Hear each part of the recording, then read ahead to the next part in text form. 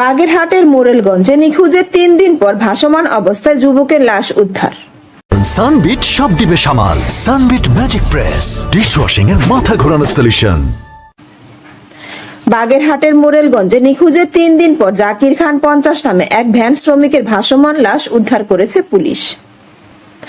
শুক্রবার বেলা ১০টার দিকে মোরেলগঞ্জ পৌর সদরের পানগুচ্ছি নদী সংলগ্ন বারৈখালী খাল থেকে তার লাশ উদ্ধার করা হয়। সে জিয়ানগর উপজেলার কলারন গ্রামের নূর মোহাম্মদ খানের ছেলে। তার স্ত্রী ও ৩ কন্যা সন্তান রয়েছে। জাকির খানের স্ত্রী নাসিমা বেগম লাশ শনাক্ত করেছেন। 3:30 আমি কাজ দিয়ে বেরিয়েছি। আমি বাসায় কাজ করে খাই। আমার 3টে ভাই কাজ করে খাই, বাসায় কাজ করে খাই। ওনার নাম কি? ওনার নাম মোহাম্মদ জাকির। বাড়ি কোথায়? বাড়ি নদীর উপর কলারন। এখন কাজ করতে কি? আগে ব্যাংকের চালাইতো, অনেক আগে অত নেশাপানি করে, বুঝলেন? মারধর করে আমার, প্রতি বছর মারধর করে একদিকে চলে যায়, আবার আইলে এরপর ওই মারধর করে আবার যায়। তাই এইবার আমার মারছে সিরিয়াস, মাথার উপরে অনেক আঘাত খাইছি আমি।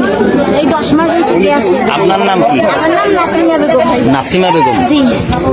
ছেলে মেয়ে কয়টা আপনার? 3 মেয়ে। 3 মেয়ে। 3 মেয়ে এসএসসি পরীক্ষা দিয়েছে। আমি গত বুধবার এএসপি নিউজ ডেস্ক।